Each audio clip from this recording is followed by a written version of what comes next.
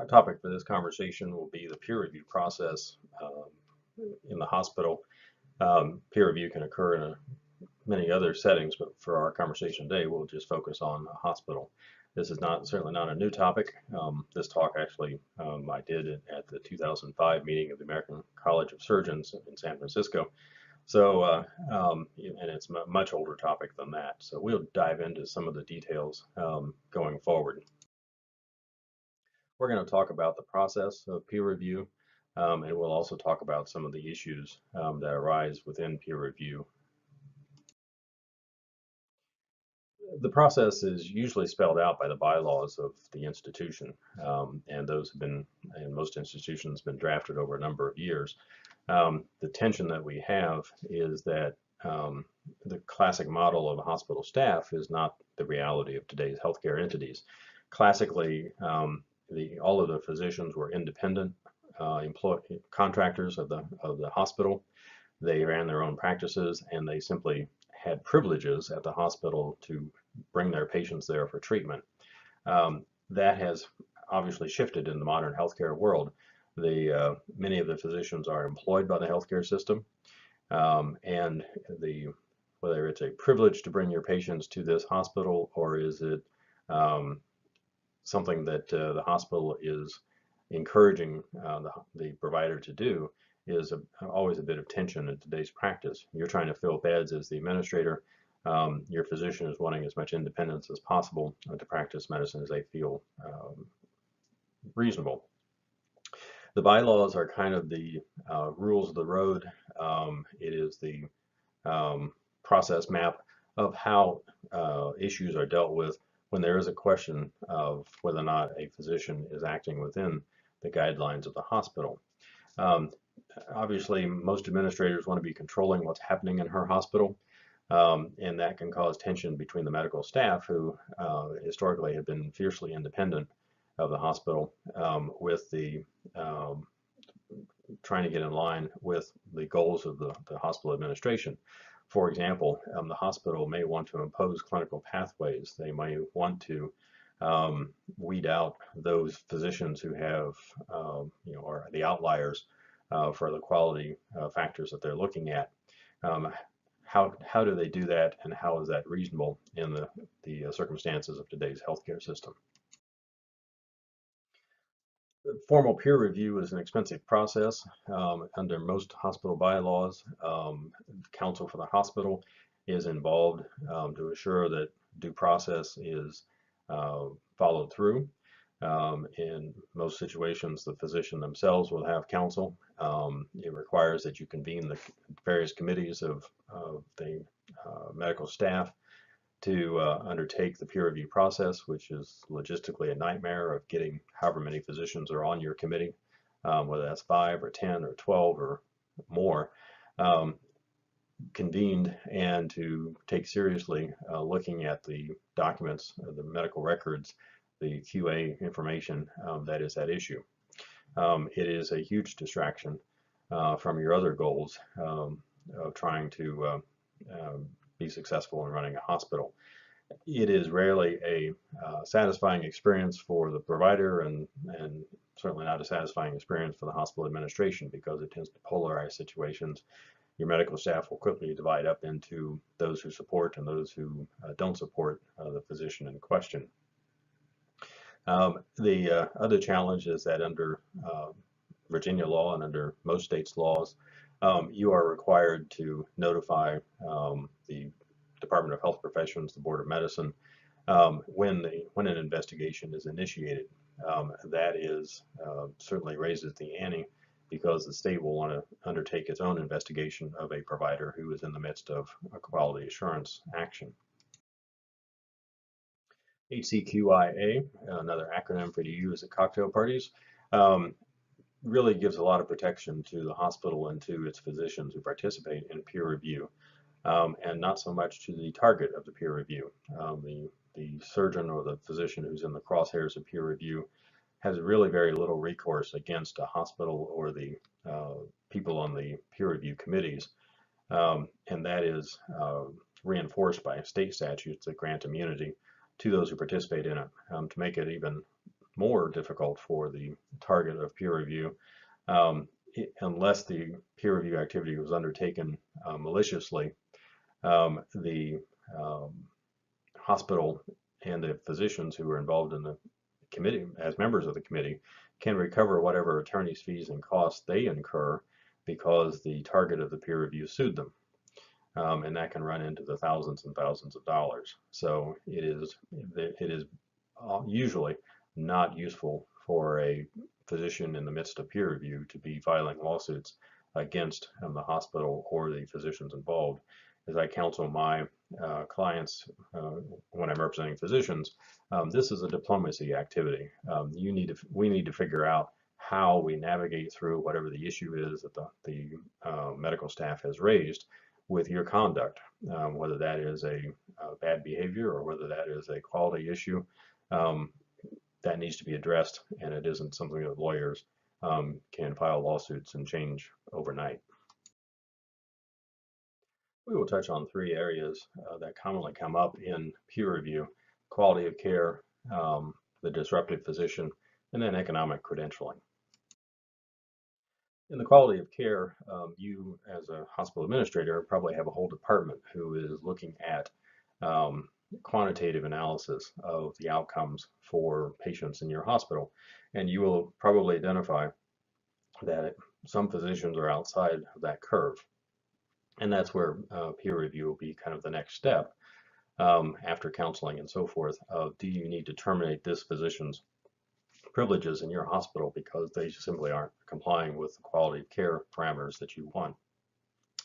And sometimes that is a challenge because your medical staff, who are the ones who sit on the committee, may or may not be big fans of your quality assurance program.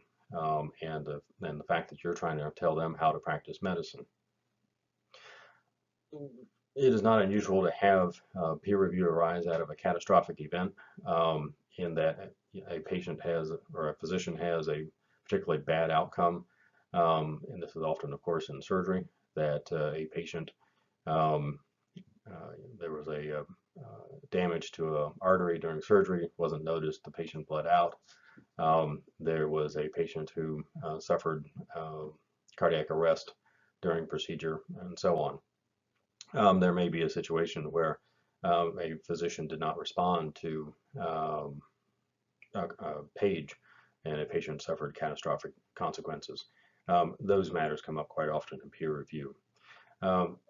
Quality of care, as you might well appreciate by now in your career, is often a perception.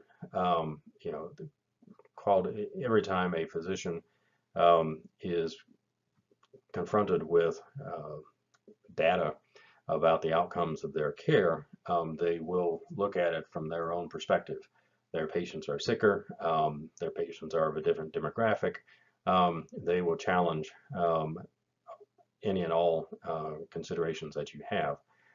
Likewise, even in the operating room, the quality of the care of how a particular surgeon does surgery is often very subjective. The staff may particularly like one surgeon and therefore doesn't question at all the quality of the surgery that she performs. But another surgeon who has a horrible personality, the staff may perceive as not being as technically proficient simply because he has no people skills. So one needs to avoid those sorts of things. It may be that the surgery in question, or the procedure in question, is performed by only one or two people within your facility, and that is difficult, as you might imagine, to get any sort of objective handle on what is the quality of the care. Not unusual these days is peer review is being conducted because the physician is considered disruptive. This is very subjective, but it comes in certainly flavors that you will see in your practice. The first is a physician who can't play well with other physicians, whether that is a surgeon or a physician on the floor. They just don't get along with other people. They get into fights over whose patient it is. They get into fights over whether or not they should come in to see a patient. They are just a pain in the keister to other physicians in the hospital. There are certainly still characters out there who believe that hospital staff are nothing more than servants for them, and that there is no need to give them any respect or even the time of day.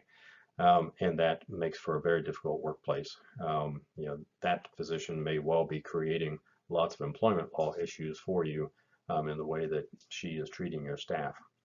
And last but not least, of course, is the physician or surgeon who is in your office every day, griping about something that you're running this place in the ground, and but for her magical skills, this place would be a disaster, and you need to fire X and you need to fire Y, and you need to pay her more money. All of that comes up in the peer review process. Last topic I want to touch upon is economic credentialing.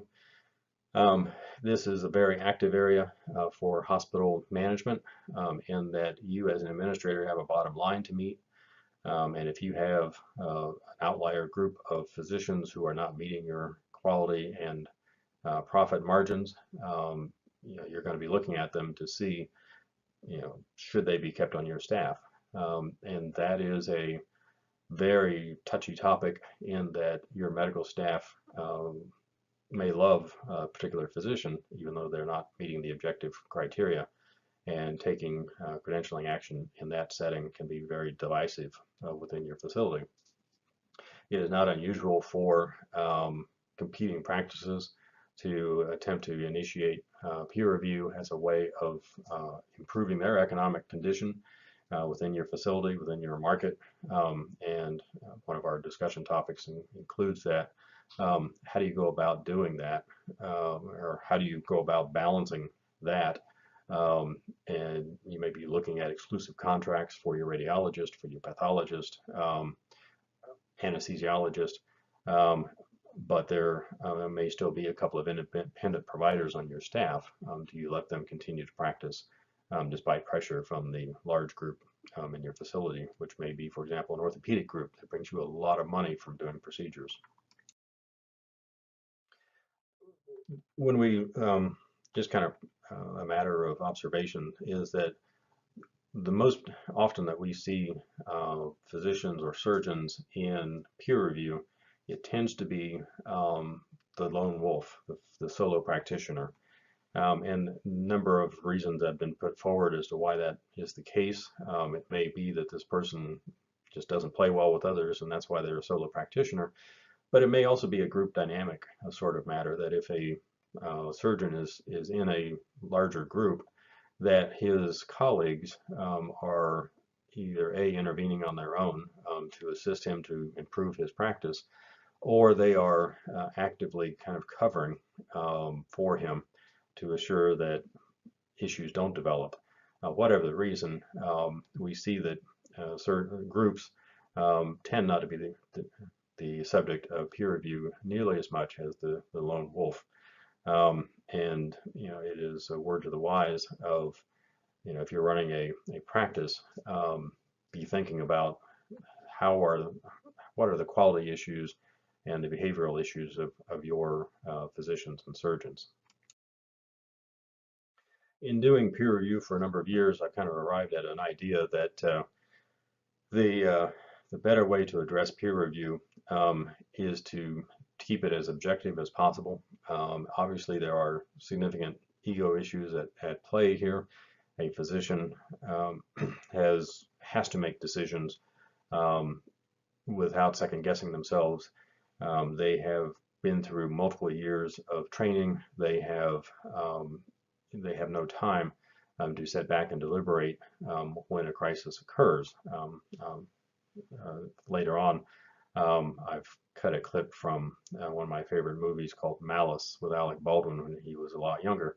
That is kind of the stereotype of who may end up in peer review.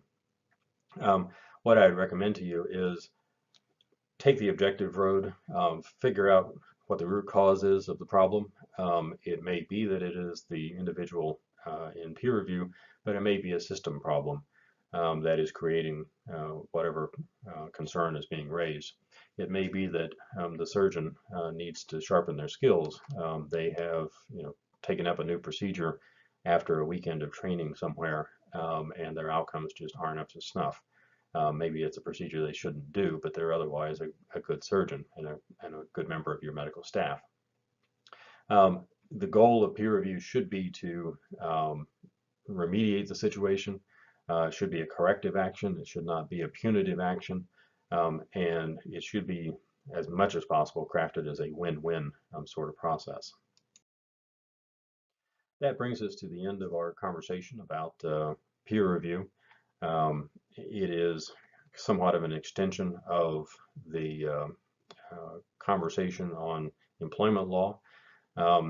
We have not touched upon the issue of the employed surgeon who is also on medical staff and how those two interrelate. We will be talking, just later in this section about employment contracts for physicians. I would caution you as an administrator to make sure that they are aligned, that your employment contracts with your physicians are aligned with your medical staff bylaws, so that if one action occurs, the other one is triggered also, so that if you have a physician that you want to terminate, they are completely terminated and not kind of halfway terminated in the process. So with that in mind, I hope you have a great day, and thanks for joining me.